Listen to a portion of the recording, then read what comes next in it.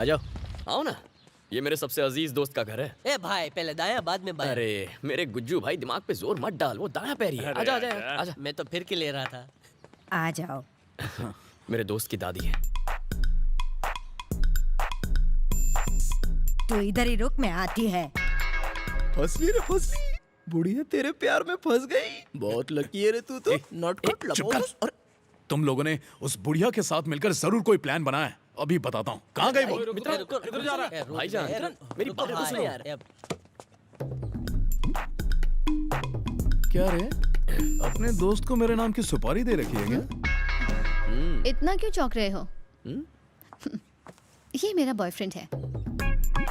जब भी इस पर गुस्सा आता है ना तो सीधा चाकू निकाल कर इसे फिर से मार देती हूँ। अगर मैंने इस डमी पर गुस्सा नहीं उतारा ना तो मेरे हाथों रियल वाला मर जाएगा। चलो चलो निकलो यहाँ से, ये मेरा प्राइवेट एरिया है। तुम लोग मुझे यहाँ पर क्यों लेकर आए? भाई वो पुतले में इतना चाकू घुसा रही है तो तुझ में कितना घुसाएगी? दोस्तों, मैं आज तक इसे भुला नहीं पाई हूँ। मैंने हर मुमकिन कोशिश की इसे पाने की, इस उम्मीद में कि कभी ना कभी तो ये मुझसे प्यार करेगा। खैर छोड़ो, ये अच्छी बात है कि तुम लोग रात को निकलकर लोगों की मदद करने जाते हो, लेकिन ये रात को अकेले जाकर अपनी जान जोखिम में क्यों डालता है? अकेले जाता था? क्या कहा अकेले?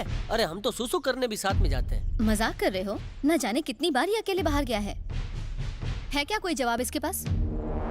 ए, क्या ये सच है? तू हमें बिना बताए कहाँ जाता है? देखो, तुम लोग मेरे दोस्त हो, लेकिन मेरी कोई पर्सनल लाइफ भी है जिसे मैं तुम लोगों के साथ शेयर नहीं करना चाहता। मित्र,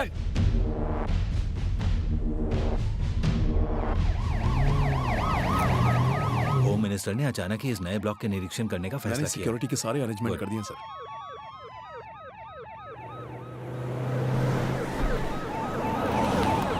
ट्रूप्स सलामी चालू करेंगे। चालू कर।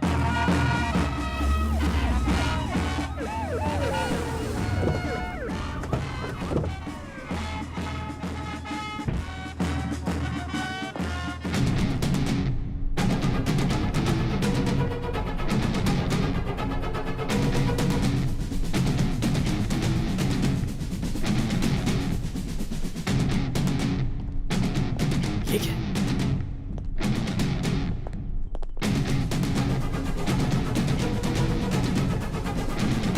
क्या हुआ, क्यों बुलाया? मजाक कर रहे हो? हे, 4 दिन पहले ही उस आदमी ने कोल्ड ब्लडेड मर्डर किया है। हमने अपनी जान पर खेलकर उसे पुलिस के हवाले किया और आज वो होम मिनिस्टर के साथ हमारे ही कैंपस में घूम रहा है। सल्यूट रिस्पेक्ट देने के लिए करते हैं, लेकिन आज उसके खौफ से सल्यूट से ही अपना मुंह छुपाना पड़ा। गुस्सा तो और बढ़ गया जब हमने देखा कि तुम्हें इस बात से कोई फर्क ही नहीं पड़ रहा है। सच सच बताओ मित्रन, तुम कुछ पा रहे हो? हाँ बोलो महिमा। मुझे जाना होगा, साथ चल रहे हो? ए, ये कोई कॉमेडी शो चल रहा है क्या? तुम जब तक सफाई नहीं दोगे हम जाने नहीं देंगे और ना ही हम लोग जाएंगे। हाँ भाई, खुदा कसम नहीं हिलेंगे। चेन स्नैचिंग में जिस रमन की मौत हुई, उसकी वाइफ ने सुसाइड करने की कोशिश की है। ये है कि वहां के डॉक्टर्स उन बच्चों पर नई मेडिसिन की टेस्टिंग कर रहे थे, जिससे उन बच्चों की मौत हो गई। वो ये सब एक्सपेरिमेंट्स एक फॉरेन मेडिसिन कंपनी और हेल्थ मिनिस्टर की कोलैबोरेशन में कर रहे थे, जिसकी वजह से 18 बच्चे सूली पर चढ़ गए। एक ईमानदार मेडिकल ऑफिसर मिस्टर रघुनाथ इस बात को रिपोर्ट करना चाहता था, लेकिन तभी उसकी बेटी को किडनैप कर लिया गया। ये एक आम किडनैपिंग का केस लगे, इसलिए उसने 3 और लड़कियों की किडनैपिंग की और इसके पीछे हाथ था मेडिकल हेड अशोक पांड्यन का।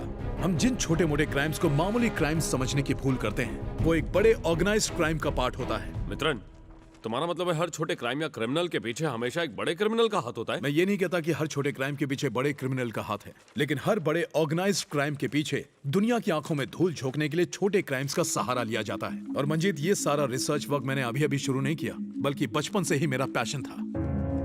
दुनिया को हम सभी लोग उसी तरह देखते हैं जैसे हमें दिखाया जाता है, पर रिसर्च करते करते मेरी आंखें खुल गई। एक दिन मैंने न्यूज़पेपर के पेज 2 और पेज 6 की खबरों को कोरिलेट करना शुरू किया। अगर पेज 2 पर ट्रक हड़ताल की न्यूज छपी है तो पेज 6 पर सब्जियों के दाम बढ़ने की न्यूज।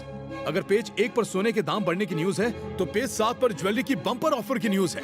अगर किसी दिन बिजनेसमैन की पॉलिटिकल पार्टी को डोनेशन देने की बात छपी तो 2 दिन बाद उसे एक बहुत बड़ा बिजनेस कॉन्ट्रैक्ट मिलने की बात छपती है। इन सब बातों से मेरा खून खौलने लगता है। हम सब कभी बिजनेस पेजेस अच्छे से नहीं पढ़ते।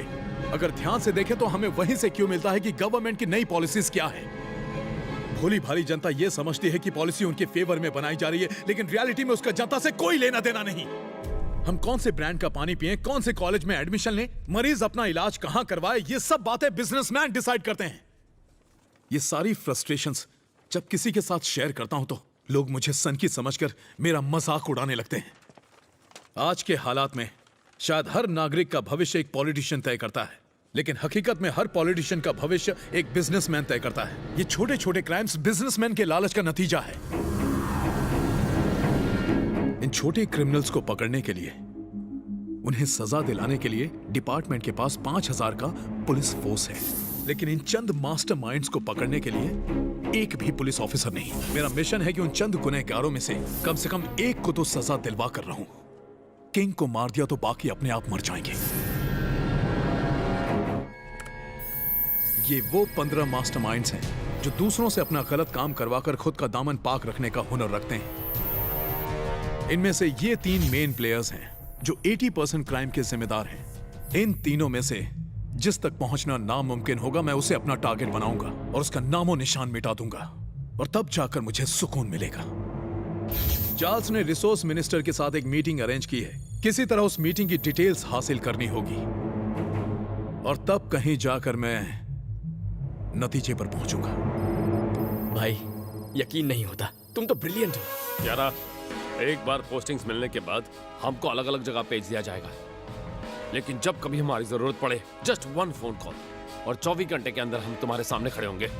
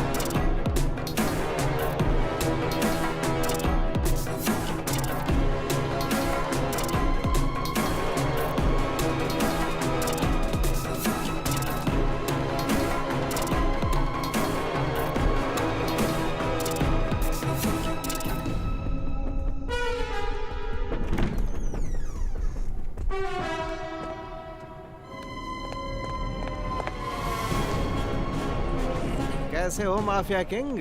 बस आपकी दुआ है सर। और ये हमारा स्कैम किंग। नहीं, पैर नहीं, पैर छूने वाले पैर काटते हैं। अब चलो। चलो अच्छा है, सिद्धार्थ सर ने हमें अपॉइंटमेंट तो दे दी। मेरा बेटा होने के बावजूद मुझे अपॉइंटमेंट नहीं देता है। क्यों सर? अरे वो क्या मुझे अपॉइंटमेंट देगा? मेरे पास फुर्सत ही कहाँ है जो मैं उससे मिल पाऊंगा। स्वच्छ भारत अभियान में हिस्सा लेकर मुझे अपने देश को स्वच्छ बनाना है भाई, इसलिए कपड़े भी स्वच्छ पहनता हूँ मैं।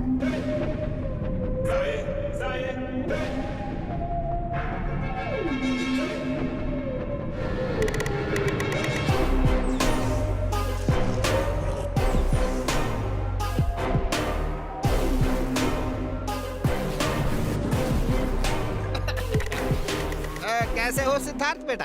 अरे शिल्पा बैठी रहो, तुम्हारी गोद है। ये सब क्या है?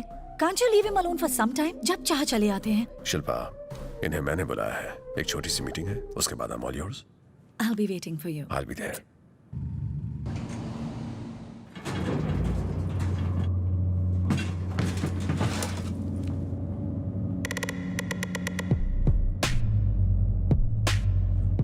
शिल्पा भी सही कह रही है, गुड हेल्थ के लिए रेस्टिंग इज मस्टिंग। कर लूंगा पापा। ये बेचारे 3 महीने से तुमसे मिलने को तड़प। मुझे विधवाश्रम में एक शादी के प्रोग्राम में जाना, तुम लोग लगे रहो। मैं जाऊं बेटा? क्यों? लगता है 2 महीने लैब में रिसर्च ही कर रहे थे। पॉइंट पर आओ। एक प्रॉब्लम को अपने लेवल पर सॉल्व करने की नाकाम कोशिश कर रहा था, इसीलिए आना पड़ा। एंजेलिना इंडिया आने की जिद पर अड़ी हुई है। मैंने उसे कन्विंस करने की कोशिश की पर नहीं मान रही। उसे मैं देख लूंगा। मेरी भी एक प्रॉब्लम है सर। वो रमन के मर्डर केस में मुरली को पुलिस ने अरेस्ट कर लिया था।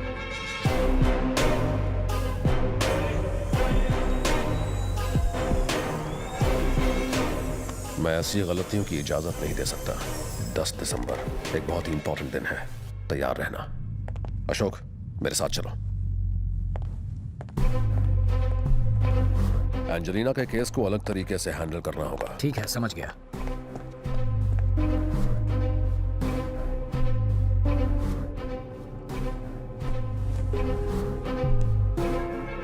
क्या कहा बॉस ने? बॉस ने कहा है 10 दिसंबर को इस पर लिखे प्लान को फॉलो करो। हो जाएगा।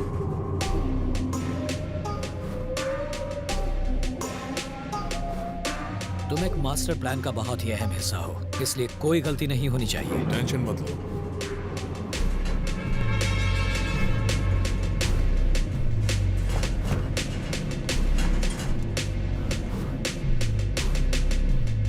Bharat Ratna Shri Siddharth Abhimanyu, a man of chemical miracle, Dr. Siddharth, one of the greatest scholars and scientists India has ever visited. जिंदगी भी क्या खेल खेल रही है मेरे साथ। उन तीनों में से एक को अपना दुश्मन बनाने वाला था, लेकिन अब पता चला कि ये तीनों भी एक छोटे मोहरे हैं। और इनका किंग तो साइंस की दुनिया का एक जीनियस है, जो सही मायने में पूरे मेडिकल माफिया को चला रहा है। कल बिन बुलाए हमारे चीफ मिनिस्टर सिद्धार्थ के ऑनर में ऑर्गेनाइज्ड एक फंक्शन में पहुंच गए थे। अपने बिजी शेड्यूल से हमारे लिए वक्त निकालकर यहाँ आए। मुझे पूरा यकीन है उन दोनों के बीच कोई तो अंडरस्टैंडिंग है। जिस चेन स्नैचर को हमने पकड़ा, कल सिद्धार्थ ने उसे जान से मार दिया ताकि उसके खिलाफ कोई सबूत न रह जाए। 10 दिसंबर उसकी लाइफ का एक बहुत इंपॉर्टेंट दिन है, लेकिन मैं उसके 10 दिसंबर को मातम के दिन में बदल दूंगा।